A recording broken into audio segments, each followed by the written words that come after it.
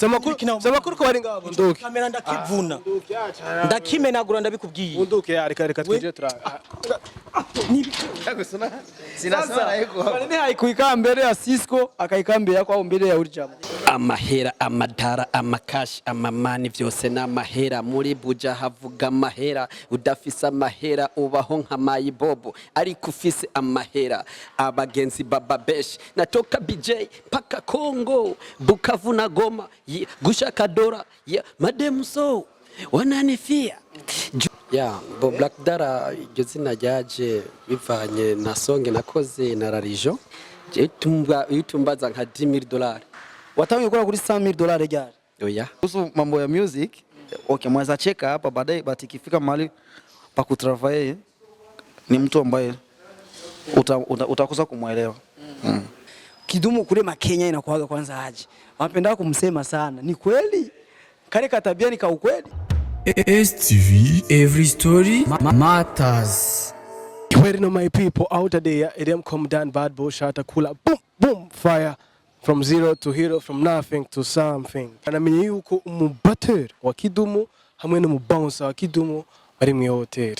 Rero sasa ngiye kubatungura, ngiye kubavumbura ubu nyene mu Rwanda mudukurikirana. Turazi yuko iyo tugiye kubavumbura bitagenda neza, ariko today nayemereye show yuko ngiye kubavumbura bari kumwe n'umukobwa. Rero ngiye ndabe yuko vyokunda, turabukunda bizagenda ku muvumburo udasanzwe. Ya naeme kunzo baso gushika naho. Odi.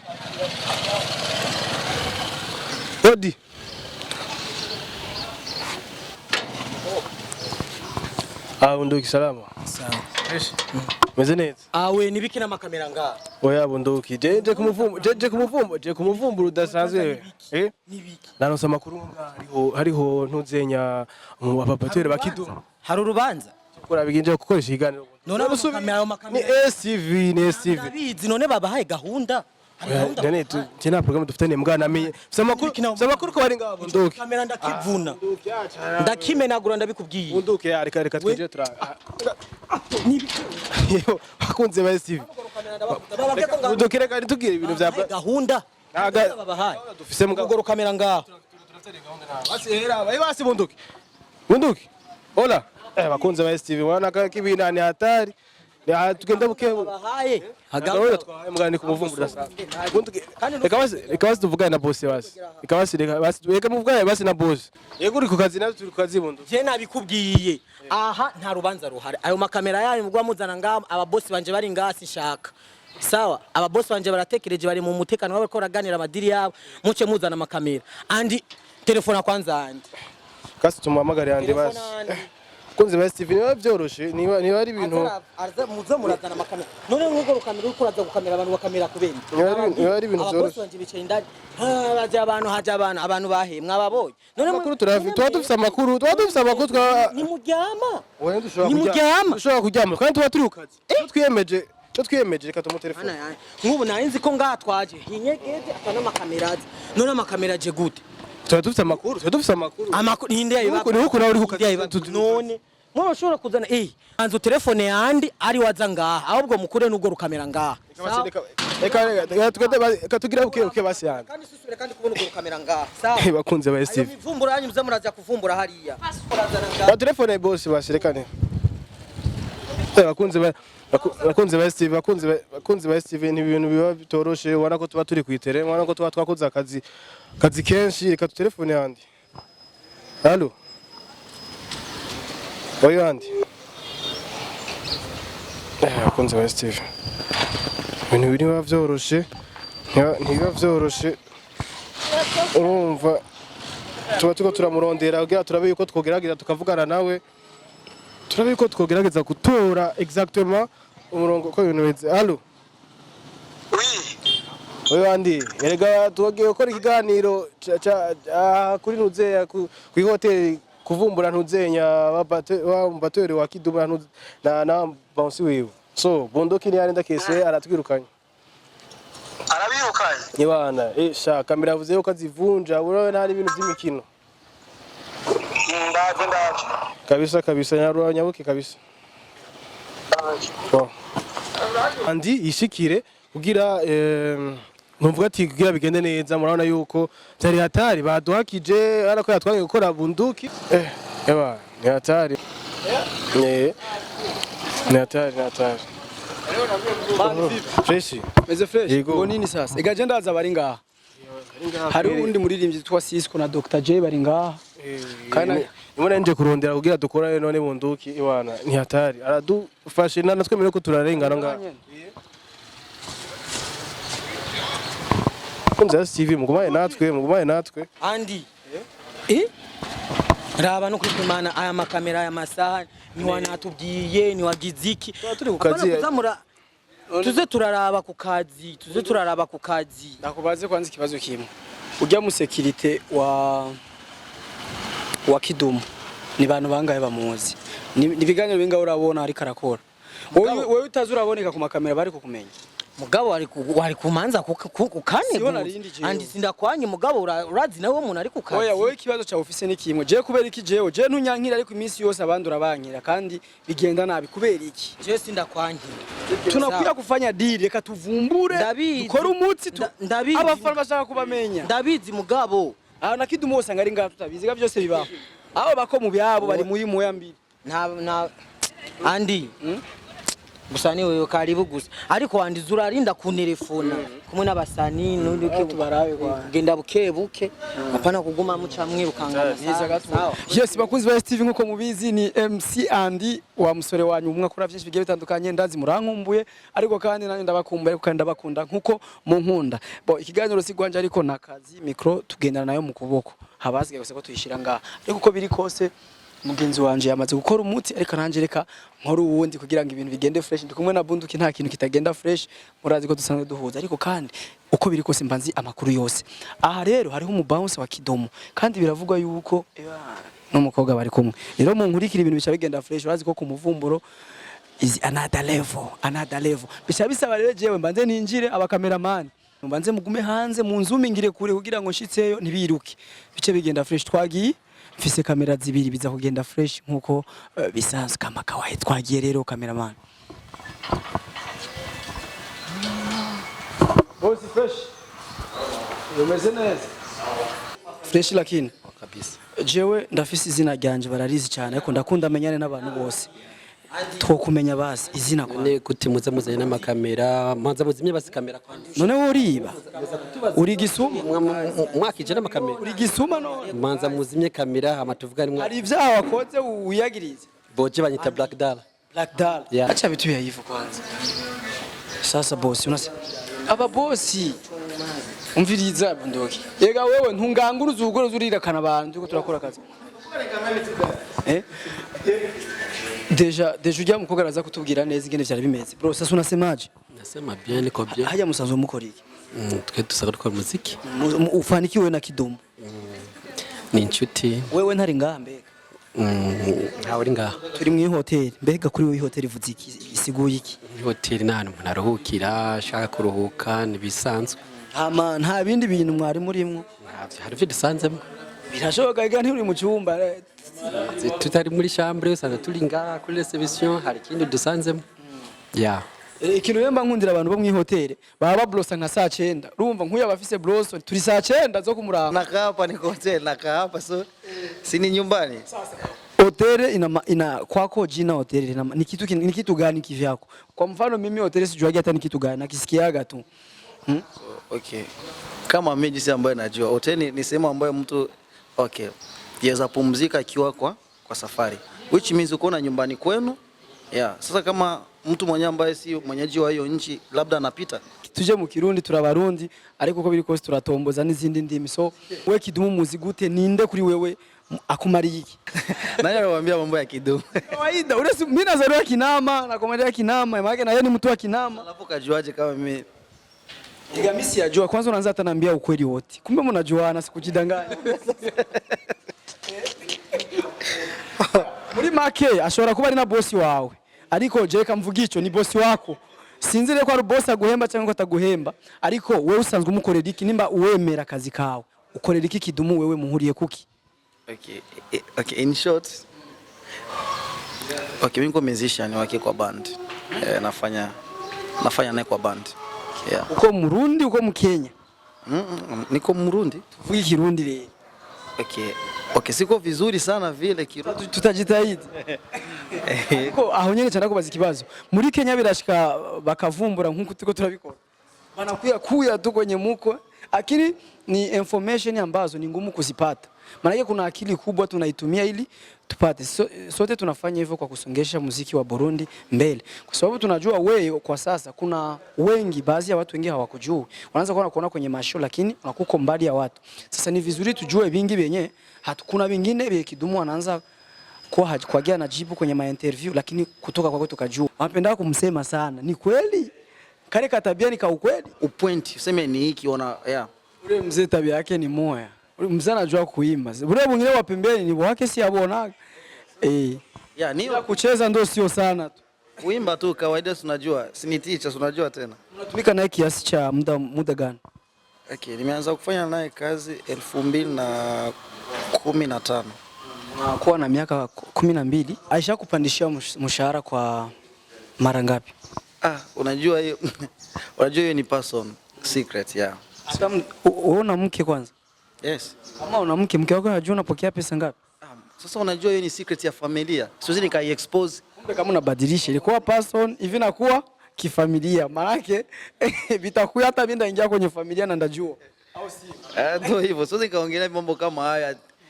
Anakulipa kwa marundi, kwa madola au kwa makenya? Sasa mimi siishi USA, siishi Burundi, naishi Kenya. Sasa kama atanilipaje kwa dola ama kwa Burundi? Unaishi kwa marundi, pesa ambayo nakuambia inaanza kunafikia kama milioni wa marundi kwa mwezi. Hiyo kitu siwezi kaongea. Mbona waliforce yangu sasa kufika hapo? Lakini unaridhika basi. Obviously. Sasa kwanza uzo kaishi nchi ya ugenini, alafu usikose kusurvive. Usikose kushukuru kile ambacho unapata kinafanya unaishi hapo. Which means ukiridhika na kile kitu ambacho unapata hapo kwa hiyo nchi, which means you're okay. Madam yako iko kule yuko huko. Iko nani? Iko Kenya tu. Watu tunasikia yeye anataka kurudia Burundi mzee. Na utarudia na familia. Unajua ni mambo zake yeye, ufaa kumuuliza hizo vitu. Si mimi. Lakini unahisi alikupendea nini kwenye ile kazi? Unajua okay, kitu kimoja ni uaminifu. Basi. Nakimbia mama. Ni sawa kuanza na mufaniki.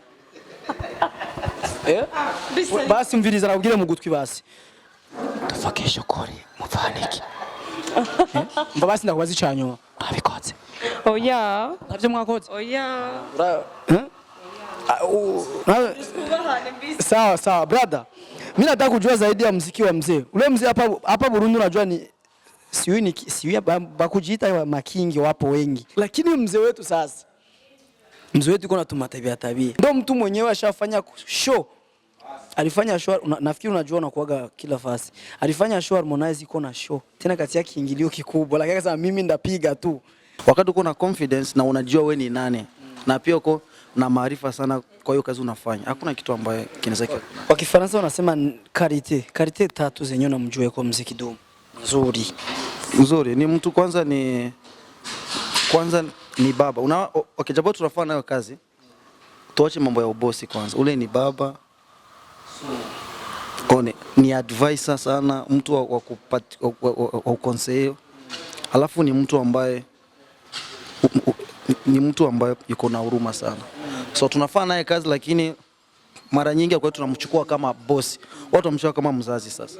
So ikifika mahali unaona mfanyakazi na boss wake anatoa hiyo jina ya boss anamuita baba, which means wako kwa levels kubwa. Yeah. Defo tatu. Maana hakuna mtakatifu hapa kwenye hii dunia. Ni mtu mwenye ambaye kuhusu mambo ya music, okay, mweza cheka hapa baadaye but ikifika mahali pa kutravaye ni mtu ambaye utakosa kumuelewa. Ana change. Kabisa na change. Nakwambia kazi kwanza. Na kwa ile tumbo akichange yule mzee. Basi anaanza kucheza na tumbo sasa. Ndio hivyo basi. Mzee anajua sana dance yake kubwa iko hapo. Mutama umbabarire cyane. Ariko kuri kuravugwa sasa. Bakata alipiga. Atanisamia tu akira unajua mzee akitingisha tumbo. Mambo yanaenda sawa. Mtu gani kwako huyu? Huyu ni rafiki yangu sana. Basi mwewe hata Kenya na yeye afanye maisha. Ega ujama anatufente fente tu hapa Burundi. Alafu ujama iko na miaka mingi mgemu. Mingi sana lakini sasa ujama iko na maishu zake baba. Braza wewe kwanza. Nari ibintu by'abakobwa kutahora bikunda cyane. Nubwo ndabikunda wanashima. Ndakwagiriza bonzi bose ndabavuga. Gaje baguma bandondera ngo uyu mujama mahera yacara yamaze. Bamwe barije bahariya. Ndo utakuwa kama Frima Boy sasa. Mungu ikusame juna nindanganyishia imani kubabarire. Ntaco ababimbye nibo baba bakubeshe si jewe. Kandi baragize nabi mugabo tu sisiko kubera kuri ngaho no mwanya. Bo muri no mwanya ndinga naje kuraba umugenzi. N'umugenzi avugiriza drama Kidumu akanaririmba sasa aha niho yashikiye rero nari naje yari yampamagaye tu ahubwo ndatangaye kubona mwaciye mudushwaramo nivyo tujejwe twe tutakoze ibintu ntidufungura mu ijoro bro bisaba rero tugenda twe ubu tubonye mu ibarabara kuko tuko turagenda kumbe tuko tunaenda tunapiga machabu unajua tena ndio nimeshanga ariko je naje bambwiye yuko muri kumwe kira muntu ari kumwe n'umwana kira muntu ari nganga umuhungu ari kumwe n'umwana wewe sindo nashangasi babonye banga haba umwe wenyene sinze tutabia wanatuzingishiaga leo moya ndoa leo mwani wako wewe peke yao ni wangu jiani ni wangu pembeni ega wendo mnazoeana baba mzoee sasa tunaona niko peke yake kule kwa kikusimu anaongea na mpenzi yake hamkopa moyo iko naongea na mpenzi wake kikusimu sasa kama iko na sheria wake sasa utamwambia kama uko na wengine jamaa tutakosana ni uongo siwezi amatwa dusumira hari yindi ndiri muri kumwe n'abandi bantu yo bihari yo bayitwa gute wo buri kumwe n'abandi yitwa Ma Black Dala imvura y'amadolari akaba ari indirimbo ya Black Dala yakoranye ni remix y'indirimbo yari yakoze na Rarijo acha arondera jewe na Dr J na Lankis turaye ku bantu batamwibuka n'umuhungu umupapa wo mu Kinama kunda kwimwesha urupara tunacho bafanana kivuga gashabiki wake sana wewe mie oya tuvuka ibara rimwe ahubwo ariko rero indirimbo si musubije muri game indirimbo kwera atari we mwene reka twegere mwene rero twumve byinshi aduwe na kapera kugira ibintu bice bigenda fresh kuko nabashaka kumumenya akiboronga leo manake na nyimbo sindaiposti sindashare nyimbo kabisa bongo mzee hakuna problem Black Dala kubera iki Black Dala amadolari yirabura bo Black Dala iryo zina ryaje bivanye na songe nakoze na Rarijo iyo songe yaravumye mu uwo mwanya ngene yavumye rero tugenda na kapera kandi irafise video bo video ntiturayikora tugendere na kapera kwanza iyo mwahereye ko nararije abantu bakumenye kurusha uratumwe ngene wayikora kijagiye bace no kuri YouTube bayumvirize bace bumva itandukaniro ry'urya munsi nuno munsi yigomba usohora ivyo no munsi birarenze uko nayikoranye n'ibindi bihangange muri music mu Kinama kandi baba agent gusa vraiment ni ibintu bikaze gose twende basi kapera amahera amadara amakashi amamani vyose n'amahera muri buja havuga amahera udafise amahera ubaho nka mayibobo ariko ufise amahera abagenzi baba besh natoka BJ paka Kongo Bukavu na Goma gushaka dora mademu so wananifia juu ya pesa juu ya dara watangiye gukora ku madolari 500 ryari itumbaza nka $10,000 watangiye gukora kuri $100,000 ryari oya $100,000 sindayashira ko ariko imbere yo uronka rya $10,000 wabanje kuronka $100 kuduga niyo mpamvu nafatiye kuri $500 kebo ahubwo utumutangurira kuri $10 kuko niyo mafaranga y'idolari ya mbere umuntu atangura gukora ku amahera menshi ya mbere yaguhabuye watangiye gufata yarangana gute $10,000 wayafashe uri kokora iki uri mu kihe gihugu nari mu gihugu ca Kongo Congo Brazzaville RDC Congo RDC niyo wakorera umuziki nyene canke ibintu bo twarakora ibintu by'amakaraoke hariya muri Kongo ego hama gacangana izindi business kuririmba rap biroroha karaoke wewe ego turasubira mu ndirimbo z'abaririmbyi bacu mu Burundi bikagenda neza cyane ukunda gusubira mu izana bo ndakunda kuririmba Munyana ya Fizo ndakunda kuririmba n'izindi ndirimbo shoboya ariko kenshi tuba turi kumwe n'abandi bakomeye gose b'abakongomani bumva neza na ziriya ndimi zabo iyi ndirimbo ugomba uri uduhe wewe ni mwenewe wumva ko ifise ingufu zingana gute zo gutuma abarundi bayikunda bo ndizeye neza ndavye ku ndirimbo ya mbere twakoze na Rarijo inguvu yazananye naho yageze so nca mbona niyi tugiye gushira ku mugaragaro vuba irakomeye cyane kandi ndizi kizoshika kuri gose kuko nayiririmbanye n'ibihangange muri music y'u Burundi bikomeye gose kandi baba agent.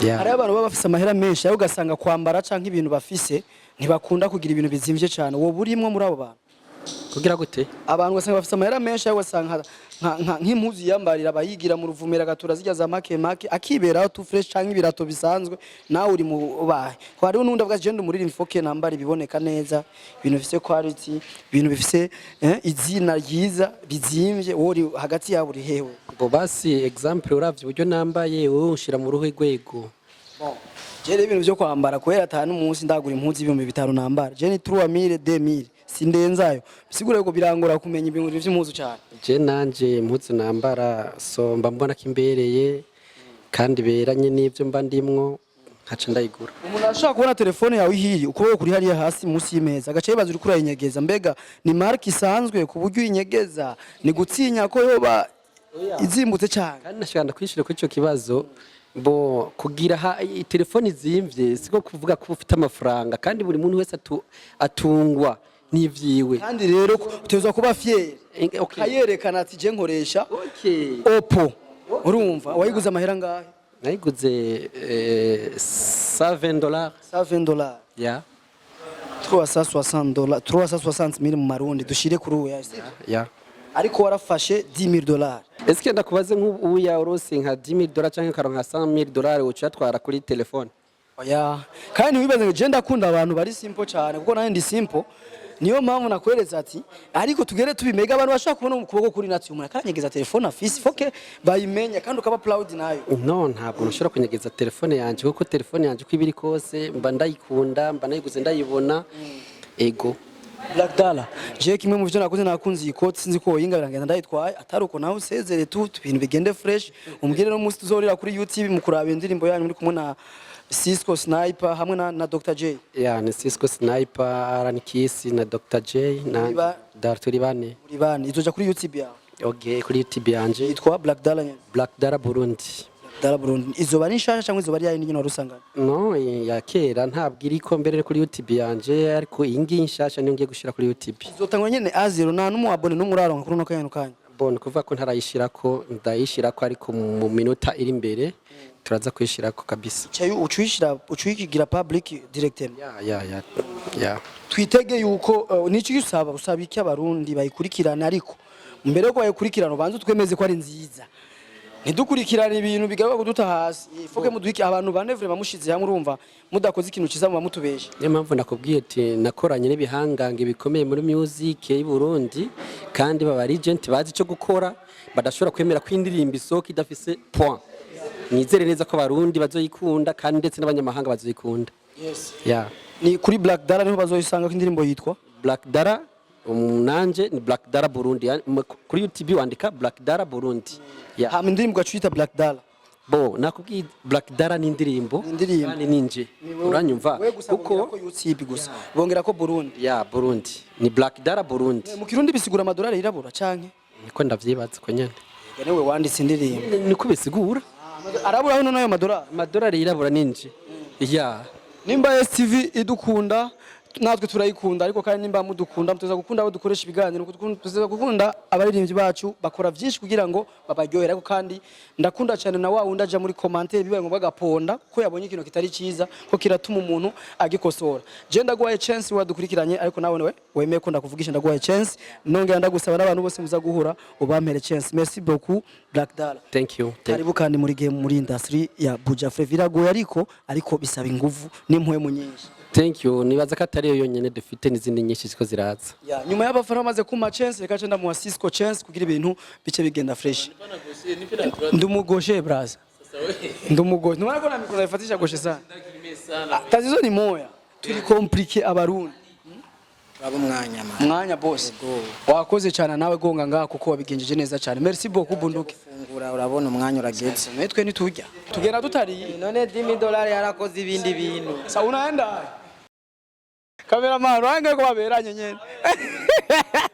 Merci beaucoup STV. Ndongera nkabaye ikaze kuri STV mukurikirana cyane muradukura turabiza kandi nagaruze ku mifumbire idasanzwe ngi kandi kuzana ba show after show cause nivyo inguvu mana yadoye kugira ngo dukore cyane hama tuze turabihera amasho ndazi mwari munkumbuye andika akajambo kabo muri commentaire anzina enda gukumbuye. Merci beaucoup.